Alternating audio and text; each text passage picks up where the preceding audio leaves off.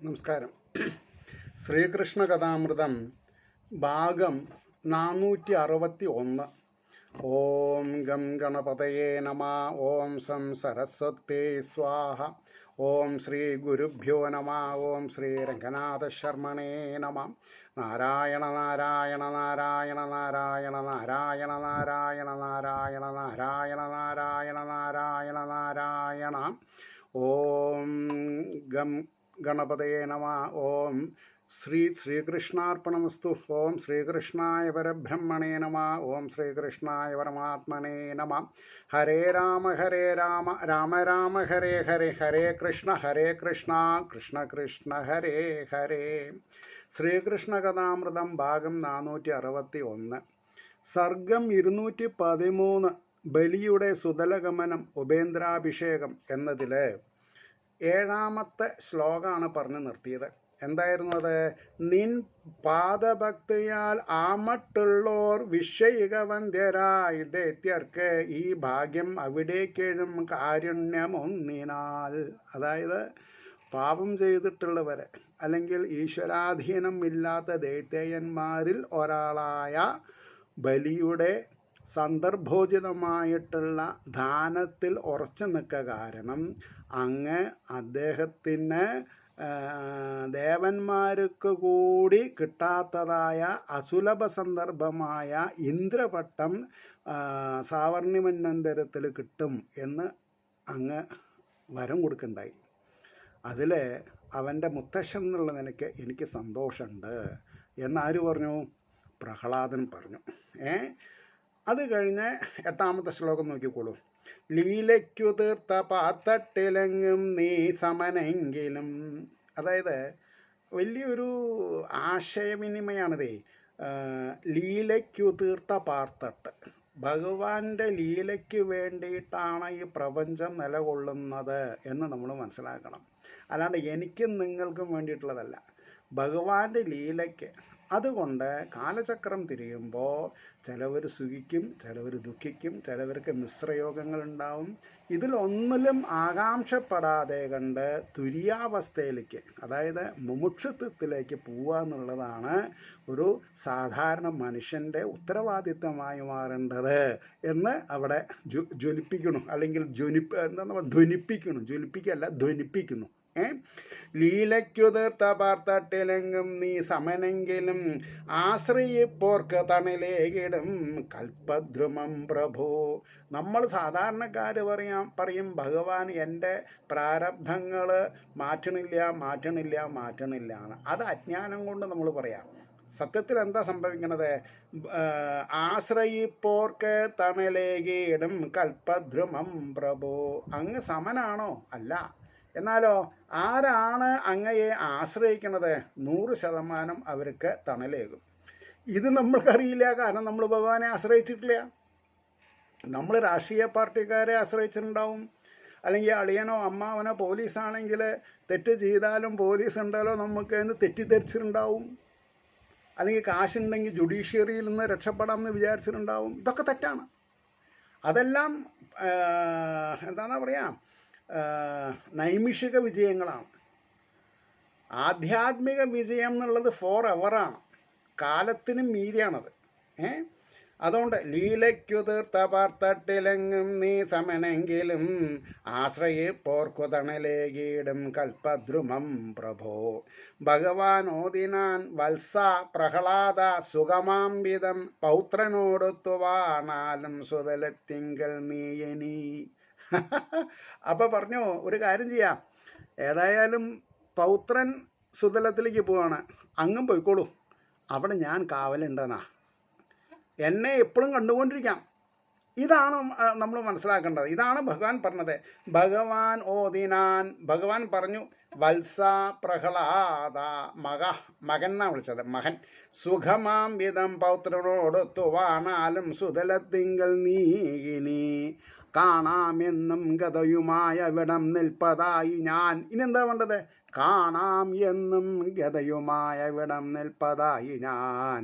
എന്നെ കണ്ടപ്പോഴേ രാഗാദികളെ അകന്ന നീ. എന്നെ കണ്ടുകൊണ്ടിരുന്നാൽ രാഗാദികൾ എന്നെ അലട്ടില്ല.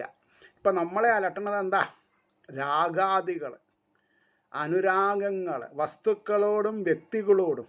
പക്ഷേ ഇത് രണ്ടും താൽക്കാലികമാണ്. അച്യുതനിൽ, ച്യുതിരഹിതനായ അച്യുതനിലാണ് അനുരാഗം വെച്ചാൽ നമുക്ക് രക്ഷപ്പെടാം. ഇതെപ്പോൾ പഠിക്കണം? 8, 10, 12, 6, 8, 10 വയസ്സിലൊക്കെ പഠിക്കണം. കാണാമെന്നും ഗതയുമായവിടം നിൽപ്പതായി ഞാൻ, എന്നെ കണ്ടപ്പോഴേ രാഗാദികളെ അകന്ന നീ, ആത്മാനന്ദം നുകർന്നിടും അന്യചിന്ത വരില്ല ഇനി. എന്നെ കണ്ടുകൊണ്ടിരുന്നാൽ അന്യചിന്തകൾ ഉണ്ടാവില്ല. നോക്കൂ, എത്രത്തോളം നേരം നമ്മൾ ഉപാസനകൾ ചെയ്യണു, അത്രയും സമയം നമ്മൾക്ക് വേറൊന്നും ആലോചിക്കാൻ സമയം കിട്ടില്ല. പക്ഷെ നമ്മൾ എന്ത് ചെയ്യണു? ഉപാസനകളുടെ സമയം നമ്മൾ വെട്ടിച്ചുരുക്കുകയാണ്. ഞാൻ പറഞ്ഞില്ലേ 47, എനിക്ക് 47 വയസ്സുള്ളപ്പോൾ ഉപദേശം കിട്ടി. ഞാൻ പ്രഭാഷണത്തിനൊക്കെ പോകുമ്പോൾ സാറ്റർഡേ സൺഡേ ഒന്നും എനിക്ക് പ്രശ്നമല്ല. ഞാനൊരു വിവാഹം ഉണ്ടെങ്കിൽ വിവാഹം വേണ്ട വയ്ക്കും, മിസ്സീസിനോട് പോയിക്കോളാൻ പറയും. പിറന്നാളാണെങ്കിൽ മിസ്സീസിനോട് പോയിക്കോളാൻ പറയും, ഞാൻ പോവില്ല. അപ്പോൾ ആൾക്കാർ എന്നെ മണ്ടനാണെന്ന് പറഞ്ഞിരുന്നു. എനിക്ക് സന്തോഷം ഉണ്ടായുള്ളൂ. എനിക്ക് അവരെ കറക്റ്റ് ചെയ്യേണ്ട ആവശ്യമില്ല. ഞാൻ എന്തുകൊണ്ടാണ് ലൗകിക കമ്മിറ്റ്മെൻറ്റുകളിൽ നിന്ന് ഒഴിഞ്ഞ് ആധ്യാത്മിക കമ്മിറ്റ്മെൻറ്റിൽ പോയിരുന്നതെന്ന് ചോദിച്ചാൽ അതിനുള്ള ഉത്തരം മനസ്സിലാക്കിയിട്ടാണ് ഞാൻ അതിൽ ഗൗളി പൊക്കുകയാണ്. അപ്പോൾ എനിക്ക് എന്നെപ്പറ്റി ആക്ഷേപമില്ല. ആൾക്കാർക്ക് ആക്ഷേപം ഉണ്ടെങ്കിൽ എനിക്ക് പ്രശ്നമല്ല. കാരണം ഞാൻ ആരെയും ഉപദ്രവിച്ചിട്ടില്ല ഇന്നേ വരെ. അപ്പോൾ ഇവിടെ എന്താ പറഞ്ഞത്? ആത്മാനന്ദം നുകർന്നിടും അന്യചിന്ത വരില്ല നീ. ആത്മാനന്ദം, ആത്മാവിൽ രമിക്കുക, അതാണ് സുപ്രീം എഫക്റ്റ് ഉണ്ടാവുക എല്ലാറ്റിലും. ഈശ്വരാജ്ഞയെ മൂർധാവിൽ വഹിച്ച വിമലാശയൻ, അതായത് മാലിന്യമില്ലാത്തവൻ അർത്ഥം പറയണം, വിമലാശയൻ. ഈശ്വരാജ്ഞയെ മൂർധാവിൽ ശിരസ വഹിച്ചവെന്നർത്ഥം. വഹിച്ച വിമലാശയൻ പ്രഹ്ലാദൻ ബലിയോടൊപ്പം വലം വെച്ചു അംബുജാക്ഷനെ. തൻ്റെ പൗത്രനോടും കൂടി ഭഗവാനെ 3 പ്രദക്ഷിണം വെച്ച് നമസ്കരിച്ച് യാത്രയാവാണ്. നമസ്കരിച്ചു ഗുരുവിനാജ്ഞയോടും മഹാമതി, അതായത് എന്താ പറയുക, ദൈത്യന്മാരുടെ ഗുരുവായിരിക്കുന്ന പേരുകൾ ചിലപ്പം തന്നെ തടസ്സം വരികയാണ്. ശുക്രാചാര്യർ, ശുഖബ്രഹ്മർഷിയല്ല, ശുക്രാചാര്യർ. നമസ്കരിച്ചു ഗുരുവിനാജ്ഞയോടും മഹാമതി. ഇവിടെ എഴുതി വെച്ചാൽ അവനെ അന്യ വരുന്നവർക്ക് ശുക്രാചാര്യർ. എന്താ ചെയ്യുക, പ്രായമാകുമ്പോഴേ. സേനാസമേതം സുതലം പോകിനാൻ പുണ്യവാരിധി. ദൈത്യന്മാരിൽ അവശേഷിക്കുന്ന സൈന്യത്തോടു കൂടിയിട്ടാണ് പോയത്. ഇനി ഇവിടുന്ന് ഇതിപ്പോൾ 14ാമത്തെ ശ്ലോകം മുതൽക്ക് വളരെയധികം ഗഹനപ്പെട്ട കാര്യങ്ങളാണെന്നാണ് ഞാൻ മനസ്സിലാക്കുന്നത്. കാരണം അങ്ങനെ മാർക്ക് ചെയ്തിട്ടുണ്ട്. നോക്കാം. ഉടൻ താനരികത്തേക്ക് ശുക്രാചാര്യനെ മെല്ലവേ വിളിച്ചരുളി യജ്ഞേശൻ ബ്രഹ്മവാദികൾ കേൾക്കവേ. ഇവരെ സുരതലത്തേക്ക് പോയപ്പോൾ ഉടൻ തൻ്റെ അരികത്തേക്ക് ശുക്രാചാര്യനെ മെല്ലവേ വിളിച്ചു അരുളി. യജ്ഞേശൻ, മഹാവിഷ്ണു, യജ്ഞങ്ങളുടെ ഈശൻ. ബ്രഹ്മവാദികൾ കേൾക്കവേ എന്ന് പറഞ്ഞാൽ ആരൊക്കെയുണ്ട് അവിടെ? ബ്രഹ്മാവ്, പരമശിവൻ, ഇന്ദ്രൻ, മറ്റ് ദേവതമാർ കേൾക്കത്തക്ക വിധത്തിൽ പറഞ്ഞു. എന്താ പറഞ്ഞത്? ശിഷ്യൻ്റെ യജ്ഞകർമ്മത്തിൽ വന്ന വൈകല്യം അങ്ങ് ഇനി തീർക്കേണം, ഋത്വിക്കകളോത്തൊക്കെയും വേണ്ട മാതിരി. അതായത് ശുക്രാചാര്യരുടെ ശിഷ്യനായിരിക്കുന്ന ബലിയുടെ യജ്ഞം പാതി വഴിയിലും മുടങ്ങി അല്ലേ? അപ്പോഴാണല്ലോ ഇദ്ദേഹം രണ്ടാമതൊരു സൂര്യനെ പോലെ ആകാശത്ത് നിന്ന് ഇറങ്ങി വരണ പോലെ വന്നു എന്ന് തോന്നി. എല്ലാവരും ഗുരുജനങ്ങളും ഋത്വിക്കുകളും എല്ലാവരും വാദ്യഘോഷങ്ങളോടുകൂടി പോയി എതിരേറ്റു, ആസനസ്ഥനാക്കി, പാദപ്രക്ഷാളനം ചെയ്ത് ആചമനത്തിന് വെള്ളമൊക്കെ കൊടുത്തു. എന്താ വേണ്ടത് ചോദിച്ചു. കാര്യങ്ങൾ അതുവരെ ഇവിടെ. അപ്പോൾ അവിടെ അത് പൂർണ്ണാഹുതി നടന്നിട്ടുണ്ടായിരുന്നില്ല. അതുകൊണ്ടാണ് ഉടൻ താനരകത്തേക്ക് ശുക്രാചാര്യനെ മെല്ലെ വിളിച്ചരുളി യജ്ഞേശൻ ബ്രഹ്മവാദികൾ കേൾക്കവേ ശിഷ്യന്റെ യജ്ഞകർമ്മത്തിൽ വന്ന വൈകല്യം ഇങ്ങിനി തീർക്കേണം ഋത്തിക്കുകളോർത്തൊക്കെയും വേണ്ട മാതിരി മഹാശയന്മാർ ഈക്ഷിക്കുകിൽ നോക്കിയാൽ മതി തന്നെ എല്ലാം ശുഭാവഹം ശുക്രാചാര്യൻ തൊഴുതുകൊണ്ട് ഈ വണ്ണം ചൊല്ലി മെല്ലവേ ബഹുമാന പുരസ്കാരം ഭഗവാനോട് പറയാണ്. മഹാശയന്മാരീക്ഷിക്കിൽ തന്നെയെല്ലാം ശുഭാവഹം ശുക്രാചാര്യൻ തൊഴുതുകൊണ്ട് ഈ വണ്ണം ചൊല്ലിമെല്ലവേ യജ്ഞത്തിൽ യജ്ഞേശ്വരനാം അവിടേക്ക് സമസ്തവും സർപ്പിച്ചാൻ അതിൽ പിന്നെ എന്തു വൈകല്യമാം പ്രഭോ. ഇത് നമ്മൾക്കുള്ളൊരു താക്കീതാ. നമ്മൾ യജ്ഞം യാഗം തുടങ്ങി വെച്ചത് അവസാനിപ്പിക്കണം എന്നൊക്കെ പറഞ്ഞ് ജഹബോഹ പറയും. പക്ഷേ ഏതൊരു വ്യക്തി തന്നെ ഈശ്വരന് സമർപ്പിച്ചു കഴിഞ്ഞാൽ പിന്നെ യജ്ഞത്തിനൊന്നും അവിടെ വിലയില്ല. തന്നെ ഭഗവാന് സമർപ്പിച്ചു കഴിഞ്ഞാൽ പിന്നെ എന്ത് യജ്ഞം? ഭഗവാനുമായി ലയിച്ചു കഴിഞ്ഞാൽ പിന്നെ എന്താ? മോക്ഷം കിട്ടിയ പിന്നെ എന്ത് യജ്ഞം, എന്ത് യാഗം? അതാണ് മനസ്സിലാക്കുന്നത്. അപ്പോൾ യജ്ഞത്തിൽ യജ്ഞേശ്വരനാമവിടേക്ക് സമസ്തവും സമർപ്പിച്ചാൻ അതിൽ പിന്നെ എന്തു വൈകല്യമാം പ്രഭു. മന്ത്രതന്ത്ര ദിവ്യഭാവദേശകാലാദി സർവവും. ശുക്രാചാര്യരുടെ വാക്ക് നമ്മൾ മനസ്സിലാക്കണം. മന്ത്രം, തന്ത്രം, ദ്രവ്യം, ഭാവം, ദേശം, കാലം എക്സെട്ര സർവവും മംഗളാവഹമാ തീർപ്പതെന്നും നിൻ നാമകീർത്തനം. ശുക്രാചാര്യരുടെ ഉപദേശം നമ്മൾ കേൾക്കണം. അപ്പം ഞാനവിടെ ബ്രാക്കറ്റിൽ എഴുതിയിട്ടുണ്ട് അൾട്ടിമേറ്റ്. അതിനേക്കാൾ മീതൊന്നുമില്ല. ഞാൻ ചെറിയ 2-3 ഇംഗ്ലീഷ് വാക്കുകളൊക്കെ മനസ്സിലാക്കി വെച്ചിട്ടുണ്ട്. അതൊക്കെ ഇതിന് ഉപകരിക്കാൻ വേണ്ടിയിട്ട്, ആരോടും സംസാരിക്കാൻ വേണ്ടിയിട്ടല്ല. എനിക്കങ്ങനെ ആരോടും സംസാരിക്കേണ്ട ആവശ്യം വന്നിട്ടില്ല.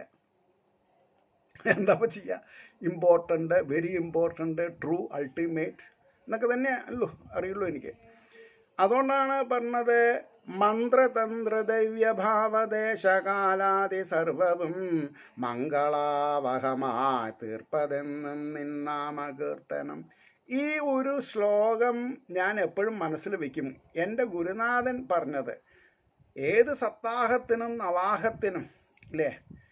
അപ്പോൾ സപ്താഹത്തിന് നീ എന്ത് ചെയ്താൽ മതി?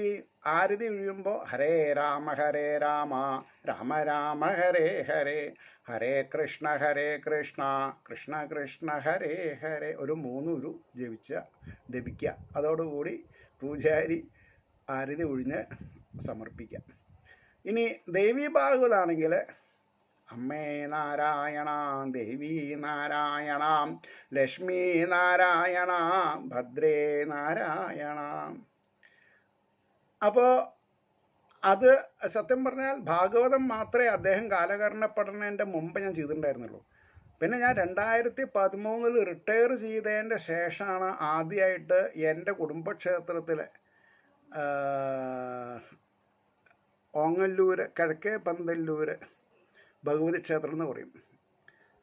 50 കൊല്ലമായിട്ട് മുടങ്ങിക്കിടക്കുന്ന ഉത്സവാദികൾ, സപ്താഹാദികൾ തുടങ്ങി വെച്ചത് ഞാനാണ്. അത് എനിക്ക് ഭഗവാൻ വലിയൊരു ക്രെഡിറ്റ് തന്നു. ഇപ്പോൾ 1 കിലോമീറ്റർ ഇട്ടാവട്ടത്തിൽ അല്ലെങ്കിൽ 3 കിലോമീറ്റർ ഇട്ടാവട്ടത്തിൽ 5 സപ്താഹങ്ങൾ ഓങ്ങല്ലൂർ നടക്കുന്നുണ്ട്. 5 സപ്താഹങ്ങൾ 3 കിലോമീറ്റർ സമചതുരത്തിൽ. അതിനൊക്കെ കാരണം ഭാഗവത ഭക്തദാസൻ പട്ടാമ്പി രാജഗോപാൽ തന്നെയായിരുന്നു. അത് ഇതം പ്രഥമമായിട്ട് 50 കൊല്ലത്തിന് ശേഷം ഇങ്ങനൊരു കാര്യം കിഴക്കേ പന്തല്ലൂർ ഞങ്ങളുടെ കുടുംബക്ഷേത്രത്തിൽ തുടങ്ങി വെച്ചു എന്നുള്ളതാണ്. അപ്പോൾ പറഞ്ഞു വന്നതിൻ്റെ താല്പര്യം, അപ്പോൾ ഞാൻ എന്ത് ചെയ്തു? എനിക്കിനി വേറെ ആരോടും ചോദിക്കേണ്ട ആവശ്യമില്ല. അപ്പോൾ നവാഹത്തിന് ഞാൻ അമ്മേ നാരായണ, ദേവി നാരായണ, ലക്ഷ്മി നാരായണ, ഭദ്രേ നാരായണ 3 ഉരു ജപിക്കും. അതോടുകൂടി ആരതി കഴിഞ്ഞിരിക്കണം. അത് കഴിഞ്ഞ് ഞാൻ 2016 വായില്ലാകുന്നലപ്പൻ്റെ അവിടെ ഒരു ഏകാദശാഹം 2 പ്രാവശ്യം കേരളത്തിൽ എനിക്ക് ബ്രേക്ക് തന്ന ബ്രഹ്മശ്രീ ബാലകൃഷ്ണ പിഷാരോടി അവറുകൾ 2 പ്രാവശ്യം അവിടെ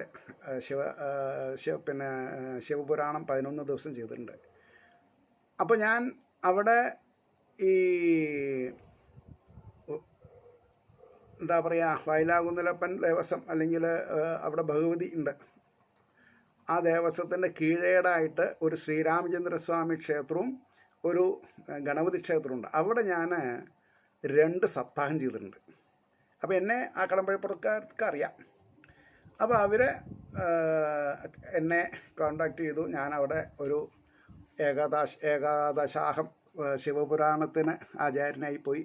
അപ്പോൾ അവിടെ ഓം നമ ശിവായ ശിവായ നമ ഓം, ഓം നമ ശിവായ ശിവായ നമ ഓം, ഓം നമ ശിവായ ശിവായ നമ ഓം ഒരു 5 പ്രാവശ്യം. അതോടുകൂടി ആരതി കഴിഞ്ഞു. വേറെ ഒരു കീർത്തനവുമില്ല. ഡയറക്റ്റ് അപ്ലിക്കേഷൻ ഭഗവാനോട്. അതാണ് എൻ്റെ താല്പര്യം. അതുകൊണ്ട് ഇതുവരെയൊക്കെ എത്തിയല്ലോ, സന്തോഷമുണ്ട്. അപ്പോൾ ഇവിടെ എന്താ പറഞ്ഞത്? യജ്ഞത്തിൽ യജ്ഞേശ്വരനാൻ അവിടേക്ക് സമസ്തവും സമർപ്പിച്ചാൻ, അതിൽ പിന്നെ എന്തു വൈകല്യമാം പ്രഭു. മന്ത്രതന്ത്രദ്രവ്യ ഭാവദേശകാലാദി സർവവും മംഗളാവഹമായി തീർപ്പതെന്നും നിൻ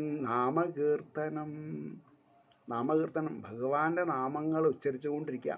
പിന്നെ പറഞ്ഞു, എന്നാലും ഈയുള്ളവനോട് ആജ്ഞാപിക്കുക കാരണം. അതാണ് അങ്ങ് പറഞ്ഞ പോലെ ഞാൻ ചെയ്തോളാം. കാര്യങ്ങളൊക്കെ ഞാൻ പറഞ്ഞ പോലെയാണെന്ന് എനിക്കറിയാം. എന്നാലും ഈയുള്ളവനോട് ആജ്ഞാപിക്കുക കാരണം, ചെന്തുകൊള്ളാം ഈശ്വരാജ്ഞാപാലനം പുണ്യവർദ്ധനം. അപ്പം നമ്മളിൽ മേലെ കാരണവന്മാർ നമ്മളോട് എന്തെങ്കിലും ആദേശങ്ങൾ തന്നാൽ അത് പോസിറ്റീവായിട്ട് എടുത്ത് നമ്മൾ അവരുടെ പ്രീതിക്ക് വേണ്ടി ചെയ്യണം. അവരുടെ പ്രീതിക്ക് ഒന്ന് റിപ്പീറ്റ് ചെയ്തോളൂ വേണ്ടി വന്നാൽ. അത് മോശമെന്ന് വിചാരിക്കരുത്. അതുകൊണ്ട് കാരണം എന്താ? ചെയ്തു കൊള്ളാം ഈശ്വരാജ്ഞപാലനം പുണ്യവർദ്ധനം. നല്ല കാര്യം ചെയ്യാനാണല്ലോ അവർ പറഞ്ഞത്. ആ നല്ല കാര്യം ഒന്ന് ഇരട്ടിച്ചത് കൊണ്ട് യാതൊരു കുഴപ്പമില്ല. ആ വിധം യജ്ഞസമ്പൂർത്തി വരുത്തി വിധിപൂർവകം. പറഞ്ഞ പോലെ വേണ്ട മാതിരിയൊക്കെ ചെയ്തു. ആ വിധം യജ്ഞസമ്പൂർത്തി വരുത്തി വിധിപൂർവകം സർവരും ചേർന്നു ഭഗവൻ നാമനിർഘോഷപൂർവകം.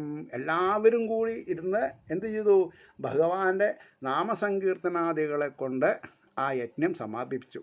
ഭാഗ്യവാനായ ശിഷ്യന്റെ മഹത്താം യജ്ഞമീ വിധം ശുക്രാചാര്യർ ഭക്തിപൂർവം നിർവഹിച്ചു. കൃതാർത്ഥനായി ചെയ്യേണ്ടത് ചെയ്തു എന്നുള്ള നിലയ്ക്ക് ഭാഗ്യവാനായ ശിഷ്യന്റെ മഹത്താം യജ്ഞം ഈ വിധം ശുക്രാചാര്യൻ ഭക്തിപൂർവം നിർവഹിച്ചു. കൃതാർത്ഥനായി ബലിയോടെ ഈ വിധം യാചിച്ച് ഊഴിയും സ്വർഗലോകവും മളന്ന് അഗ്രജനാം ഇന്ദ്രൻ നേകിനാൻ. അഗ്രജൻ ഏട്ടനായ, അതായത് അതിഥിയുടെ ആദ്യത്തെ മകനാണല്ലോ ഇന്ദ്രൻ. അപ്പോൾ രണ്ടാമത് ഉപേന്ദ്രൻ അല്ലേ? അപ്പോൾ ഏട്ടന് വേണ്ടി ദാനം വാങ്ങി തിരിച്ചു കൊടുത്തു. ബലിയോടെ ഈ വിധം യാചിച്ച ഊഴിയും സ്വർഗലോകവും മളന്ന അഗ്രജനാം ഇന്ദ്രനേകിനാൻ. ഒരു വിക്രമൻ കുട്ടി ആയിട്ടുള്ള വിക്രമൻ. ബ്രഹ്മാവ് ഉടൻ മഹാദേവൻ മനു ദക്ഷൻ ബൃഹസ്പതി സനൽകുമാരാധരോടും ചേർന്നു വാമനമൂർത്തിയെ അതിഥിക്കും കശ്യപനും ഉള്ളം തെളിയുമാവിധം ഉപേന്ദ്രനായി വാഴിച്ചാൻ വിശ്വക്ഷേമം കൊതിപ്പവൻ. ആ 2 ശ്ലോകം ഒപ്പം പോയാലേ അർത്ഥം അറിയുള്ളൂ. അപ്പോൾ ഈ യജ്ഞം പരിസമാപിച്ചു. അപ്പോൾ ബ്രഹ്മാവ് എന്ത് ചെയ്തു? ഉടൻ മഹാദേവനോടും മനു ദക്ഷൻ ബൃഹസ്പതി സനൽകുമാരാധരോടും, അവരൊക്കെ അവിടെ ഉണ്ടപ്പോൾ.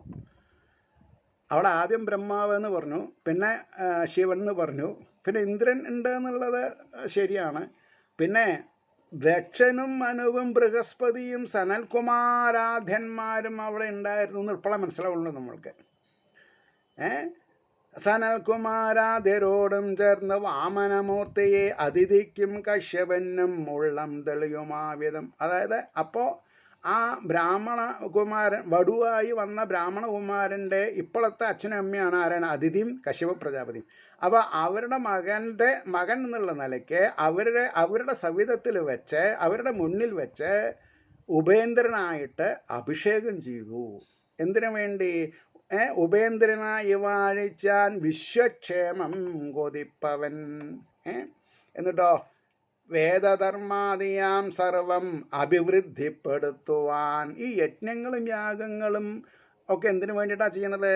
വേദധർമാദിയാം സർവം അഭിവൃദ്ധിപ്പെടുത്തുവാൻ. സപ്താഹങ്ങൾ എന്തിനാണ് ചെയ്യണത്?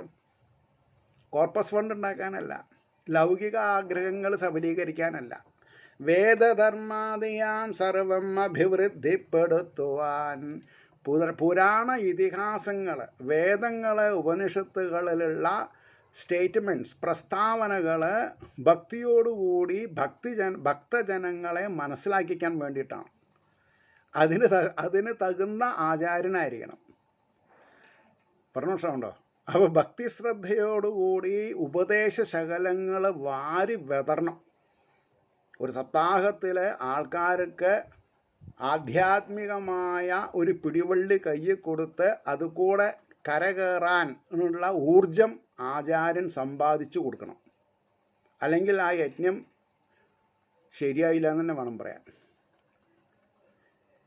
വേദധർമാദിയാം സർവം വൃത്തിപ്പെടുത്തുവാൻ സമർത്ഥൻ ഇന്ദ്രാനുജനെ കണ്ടു മോദിച്ചു മന്നിടം. വേദധർമാദിയാം സർവം അഭിവൃദ്ധിപ്പെടുത്തുവാൻ സമർത്ഥൻ ഇന്ദ്രാനുജനെ കണ്ടു മോദിച്ചു മന്നിടം. പിന്നീട് ഇന്ദ്രൻ വിമാനത്തിൽ ഉരുവിക്രമനെ സ്വയം വിണ്ണിൽ കൊണ്ടാക്കി ആഘോഷപൂർവം ബ്രഹ്മാനുമോദിതൻ. ബ്രഹ്മാവിനാൽ അനുമോദിച്ചുകൊണ്ട് തൻ്റെ വിമാനത്തിൽ ഇന്ദ്രൻ വാമന ഭഗവാനെ കയറ്റിയിരുത്തി സ്വർഗലോകത്ത് പോയി. വാമനന്റെ സഹായത്താൽ ഇന്ദ്രൻ ത്രൈലോക്യമൊക്കെയും ഭയം കൂടാതെ രക്ഷിച്ചു വാണാൻ ഐശ്വര്യപൂർണനായി. ഭഗവാന്റെ അനുഗ്രഹം കൊണ്ട്, ഭഗവാന്റെ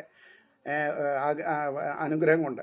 പിന്നീട് ഇന്ദ്രൻ വിമാനത്തിൽ ഒരു വിക്രമനെ സ്വയം വിണ്ണിൽ കൊണ്ടാക്കിയ ആഘോഷപൂർവം ബ്രഹ്മാനുമോദിതൻ. വാമനന്റെ സഹായത്താൽ ഇന്ദ്രൻ ത്രൈലോക്യമൊക്കെയും ഭയം കൂടാതെ രക്ഷിച്ചു വാണാൻ ഐശ്വര്യപൂർണനായി. അപ്പോൾ ഐശ്വര്യപൂർണനായിട്ട് വാഴണോ? ഈശ്വരാനുഗ്രഹം വേണം. ഈശ്വരനെ ഉപാസിച്ചുകൊണ്ടിരിക്കണം. ബ്രഹ്മാവ്, രുദ്രൻ, വിണ്ണോർകൾ, മുനി, വിദ്യാധരാധ്യരും അതീതിക്കെഴും അത്യന്ത ഭാഗ്യവും പരമാത്ഭുതം. അതിഥിക്കുണ്ടായ പരമാത്ഭുതത്തെ കീർത്തിക്കാൻ തുടങ്ങി എല്ലാവരും. ബ്രഹ്മാവ്, രുദ്രൻ, വിണ്ണോർകൾ, മുനി, വിദ്യാധരരും അതിഥിക്കെഴും അത്യന്ത ഭാഗ്യവും പരമാത്ഭുതം. വാമനന്റെ മഹത്തായ മനോഹര ചരിത്രവും, വാമനന്റെ മഹത്തായ മനോഹര മനസ്സിന് ഹരമുണ്ടാക്കുന്ന ചരിത്രവും ഞാൻ അന്യോന്യം ഉര ചെയ്തും കൊണ്ടണഞ്ഞാറാലയങ്ങളിൽ. ഇവിടെ ഇതാരാ പറഞ്ഞു കൊടുക്കുന്നത്? ഈ കഥ പറഞ്ഞു കൊടുക്കുന്നത് നാരദർ പറഞ്ഞു കൊടുക്കുന്ന രൂപത്തിലെടുക്കാം, അല്ലെങ്കിൽ സൂതൻ പറഞ്ഞു കൊടുക്കുന്ന കൂട്ടത്തിലാക്കാം. അപ്പോൾ അതാണ് അന്യോന്യം ഉര ചെയ്തും അണഞ്ഞാർ ആലയങ്ങളിൽ. ഓരോരോ വീട്ടിലും പോയി ആവശ്യക്കാർക്ക് ഈശ്വരൻ്റെ അപദാനങ്ങളെ പറഞ്ഞു കൊടുത്തു. അത് ചിലപ്പോൾ ഇത്രയോ പക്ഷിയാവാം, അങ്ങനെ ഉണ്ടല്ലോ. അത് കണക്ട് ചെയ്യാൻ എനിക്ക് സാധിച്ചിട്ടില്ല. മീൻസ് ഇനി പിന്നാക്കം പോകാൻ വയ്യ. കാര്യം മനസ്സിലാക്കിയല്ലോ. അപ്പം ഞാൻ എന്താ ചെയ്യണത്?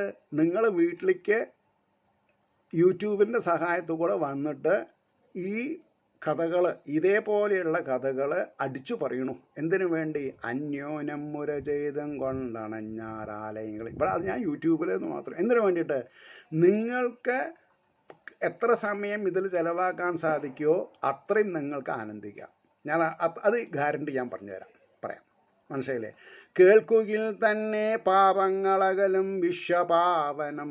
ഈ ചരിത്രം, ഈ വാമനാവതാരം മുതലായിട്ടുള്ള കഥകളൊക്കെ അതിൻ്റെ ആശയാവിഷ്കാരം മനസ്സിലാക്കിക്കൊണ്ട് അർത്ഥതലങ്ങളിൽ കൂളിയിട്ടിറങ്ങി മനസ്സിലാക്കിയാൽ കേൾക്കുകിൽ തന്നെ പാപങ്ങളകലും വിശ്വപാവനം. നമ്മുടെ പാപം തീരുന്നു മാത്രമല്ല, വിശ്വം പരിപാവനാകും. ത്രിവിക്രമന്റെ ചരിതം ചൊല്ലിനേൻ അങ്ങയോടുടൻ ഭഗവാന്റെ മഹത്തായ കീർത്തിയൊട്ടാകെ ഓതുവാൻ പാരിൽ മൺപൊടി എണ്ണിത്തീർക്കിലും മാവില്ല തീർച്ചയാം. അതായത് ഭൂമിയിലുള്ള പാംസുക്കളെ മൺതരികളെ എണ്ണി തീർക്കാൻ പറ്റുമോ? ഇല്ല.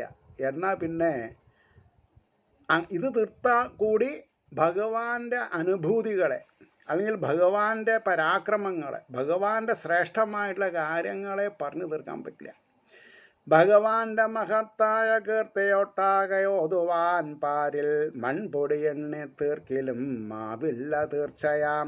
മുമ്പുണ്ടായോനും ഇപ്പോഴുള്ളവനും ഭാവി മർത്യനും, അതായത് ഈ ഭൂമിയിൽ ആരൊക്കെ ശാന്തിയും സമാധാനവും അനുഭവിച്ചിട്ടുണ്ട്, അത് മുമ്പുള്ളവരെ, ഇപ്പോഴുള്ളവരെ, വരാൻ പോകുന്നവരെ, ഭാവിമർത്യനും മാവതല്ലെന്നു ഭഗവാൻ വസിഷ്ഠനുര ചെയ്തതാം. ഈ ബ്രഹ്മശ്രീ വാക്കുകളെ പട്ടം നമ്മുടെ പേരിനോടൊപ്പം വെച്ച് നമ്മൾ ഓരോ വേറെ അഡീഷണലായിട്ട് പല പട്ടങ്ങളും നമ്മൾ വാങ്ങുന്നുണ്ട് ആൾക്കാരിൽ നിന്ന്. അവർ ശ്രദ്ധിക്കണം. എന്ത്? മുമ്പുണ്ടായോനും ഇപ്പോഴുള്ളവനും ഭാവ്യമർത്യനും ആവതല്ല എന്ന് ഭഗവാൻ വസിഷ്ഠൻ ഉര ചെയ്തതാം. അപ്പോൾ ഞാൻ അഭിനവശുകനാണ് എന്നൊക്കെ അല്ലെ അതേപോലെയുള്ള പിന്നെ കാക്കയാണ്, കോകിലാണ്, അല്ലെങ്കിൽ രത്നമാണ്, ഇല്ലേ, അങ്ങനെയൊക്കെ ഉണ്ടല്ലോ. ഭാഗവതോത്തമനാണ് എന്നൊക്കെ നമ്മൾ പറയുമ്പോൾ ശ്രദ്ധിക്കണം. അവർ ഈ വരി വായിച്ചിട്ടില്ല, അവർ അർത്ഥം മനസ്സിലാക്കില്ല. ആവതല്ലെന്ന് ഭഗവാൻ വസിഷ്ഠൻ അരു ചെയ്തതാം. Haridas, please note the point. ഞാൻ വെറുതെ വ്യക്തിഹത്യ ചെയ്യില്ല ഒരാളെ, എനിക്ക് എൻ്റെ ആവശ്യമില്ല, അതിൻ്റെ കാര്യമില്ലല്ലോ എനിക്ക്. പക്ഷെ ഇതാണ് സത്യം. നമ്മൾ ശ്രദ്ധിക്കണം. ആരെങ്കിലും നമ്മളെ പൊക്കി വയ്ക്കുമ്പോൾ, നമ്മളെ താഴ്ത്തിടുമ്പോൾ നമ്മുടെ എല്ലൊക്കെ ബ്രേക്കാവും. അതിനുള്ള ഇടവരുത്തരുത്. താഴെ ഇരിക്കണവന് വീഴുന്ന് പേടിക്കേണ്ട ആവശ്യമില്ല. ഭാഗവത ഭക്തദാസൻ എന്ന് എൻ്റെ ഗുരുനാഥൻ എന്നെ വിളിച്ചപ്പോൾ എനിക്കുണ്ടായിട്ടുള്ളൊരു സന്തോഷം. ദാസോഹം തവ കേശവ, പ്രമാണമുണ്ട് അവിടെ. ദാസനാണ് നമ്മൾ ഭഗവാന്റെ. മനസ്സിലായില്ലേ? പിന്നെ ഭഗവാന്റെ ദാസന്മാർ, അങ്ങനെ ഒരു പ്രയോഗമുണ്ട്. ഈ വിധം ദേവദേവൻ്റെ മനസ്സിന് അജ്ഞാനം പോകുന്ന അറിവുള്ളവൻ്റെ അർത്ഥം പറയാം. മനോജ്ഞം പരമാത്ഭുതം അവതാരാനുചരിതം ആസ്വദിപ്പോൻ വിമുക്തനാം. ഇത് നമുക്ക് പറയാം. അവതാരാനുചരിതം ആസ്വദിപ്പോൻ, നിങ്ങൾ ആസ്വദിക്കുന്നുണ്ടോ? മോക്ഷപ്രാപ്തി നിങ്ങൾക്ക് കിട്ടും. ഇല്ലയേ? സമയമായില്ല പോലും പറഞ്ഞിരിക്കാനേ പറ്റുള്ളൂ. ശ്രാദ്ധം, പിറന്നാളുകൾ, വിഷ്ണുപൂജ, മികച്ച യജ്ഞത്തിലും ഈ ചരിത്രം. ഒരാളുടെ ശ്രാദ്ധം നടക്കുകയാണ് ഒരു ഇല്ലത്തോ ബ്രാഹ്മണാലയത്തിലോ അല്ലെങ്കിൽ നായന്മാർ വീട്ടിലോ എവിടെ വേണമെങ്കിൽ അങ്ങനെ പറയാം. ഈ ധ്രുവചരിതം, പ്രഹ്ലാദചരിതം, അതേമാതിരി ഈ ത്രിവിക്രമൻ്റെ അവതാരം, വാമനാവതാരം, ഇതേപോലുള്ള അതിമനോഹരമായ കഥകൾ വായിച്ച അർത്ഥം പറയാൻ സന്ദർഭം ഉണ്ടാക്കണം നമ്മൾ. അല്ലാണ്ട് 1000-1500 ഉറുപ്പിയുടെ കേക്ക് മുറിച്ച്